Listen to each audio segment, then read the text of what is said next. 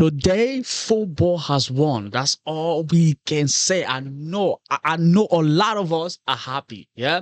Especially those of us that support Portugal, those of us that are Portuguese through Ronaldo. We are not just happy because Messi lost. No, no, no, no, no, no. Don't get us wrong. Yeah. We are happy because corruption has failed. Yeah. Corruption has failed. This entire World Cup, first of all, let me say, congratulations to Spain, right? I never thought I would be supporting Spain a day in my life, but today, let's say, I was behind them from minute 1 to minute 0. Since the kickoff, yeah, I was behind them to the final whistle of the game. But these Argentines, yo, these Argentines, everybody was, it's like everyone you asked about the game before the game even started, they said if the referee don't do anything symbolic, Spain will win this game. So in the entire World Cup, everybody is aware of what's been happening. It hasn't been a secret. Everybody been aware of what been happening, and even in today's game, right? Credit to the referee, right? For what he did, because the way the Argentines were playing, right? Unnecessary shoving, unnecessary foul. Paredes pushing people for no reason, right? Trying to, I don't know what he was doing.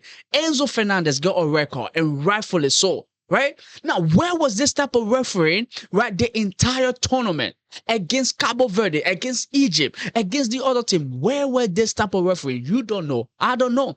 But today, the referee himself was not bad. Now, even though there was still calls that he made that were questionable, right? But it is what it is. Spain won. Congratulations to them.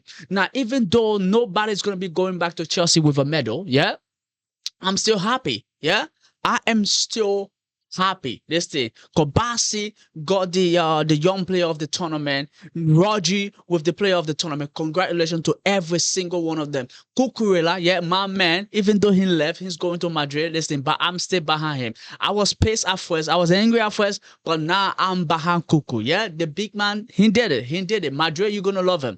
Now, the only thing I can tell you, he's gonna be making a lot of passes backward. But let's say congratulations to him. But yeah, speaking about Enzo Fernandez, right, got a record.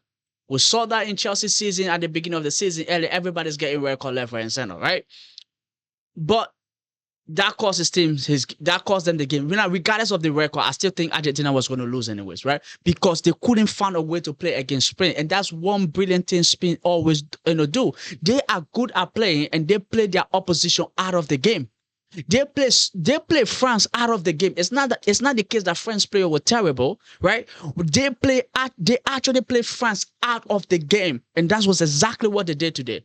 Play Argentina out of the game. They couldn't find a Messi. They couldn't find nobody. If an Argentine player get the ball in one corner, there's 3 Spanish players that is around him, right? That's how you play football. And the way they move the ball, quick. Congratulations to Spain one more time. Congratulations to them. I applaud them. I must admit. But speaking about Enzo Fernandez, right? We all know Chelsea have a 120 million price tag on him, right? And there's a possibility he might be leaving Chelsea. But for what it seems right now, right? The news that are coming out seems that he's not going to be going anywhere, right? That's it. And here is it. Here is it. Let's look at it. Let's look at it. Sources close to Chelsea insist Xabi Alonso and the club are looking forward to welcoming Enzo Fernandez back once his break is over. Right now, let's go back. Let's go back a little bit and read other things. Sources describe Enzo Fernandez as valuable and respected member of the squad, and added he is appreciated for how hard he fight on the pitch. All right, no. Don't go anywhere. Let's stay right here. Right. Enzo is not for sale per se. He has the price as many players do, and his is a whole 120 million. Chelsea sources told in the aftermath of his exploit against England that they have received no approaches from rival to open talks on their midfielder as of yet. Only once that happened and the numbers suit them, they will sanction a sale, right? Now, let's read the last one right here. Sources believe a superb World Cup showing from Enzo Fernandez has more than a validated has more than validated the 120 million eyebrow raising valuation. If any club is willing to pay it, then Chelsea will allow the sale, right? Now, like I said, they're not looking to sell, but if the money comes, they will sell him, right? But I also think Chelsea genuinely want to keep him. That's hence the price tag that's on him. Because Chelsea could have sold Enzo Fernandez for 90 million and they will still make money from out of him, right? He's been on the club for 4 years, right? I think they will still get a little bit out of him. But I think Xabi Alonso actually do want him. Xabi Alonso actually do want him, and Chelsea are trying to do this so they can keep him.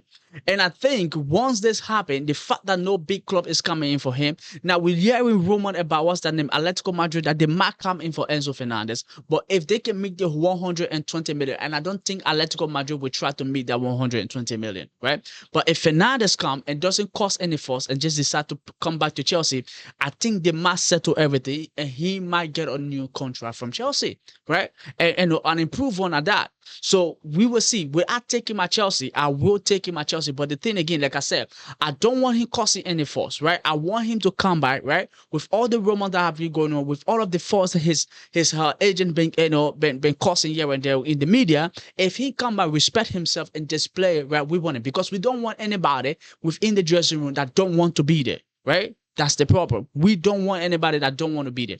If he wants to be here and he's willing to work, right? Listen, we keep it. Chelsea wants to keep it. I will accept it. We will open our arms to him. So for me, that's where I stand with Enzo Fernandez right now, right? Would I keep it? Yes. But there's one more thing I want Chelsea to do, though. Get me or Bruno Guimaraes. Get me or Bruno Guimaraes. Get me or Bruno Guimaraes. Yeah? But listen, ladies and gentlemen, let me know your thoughts about everything. The World Cup, how you feel about it, right? Thank you very much. And see you in the next video, right? There's more coming your way. I'll be doing a lot of live coming about transfer, games, and all of that stuff. So keep your eye peeled for that. Thank you very much. Adios.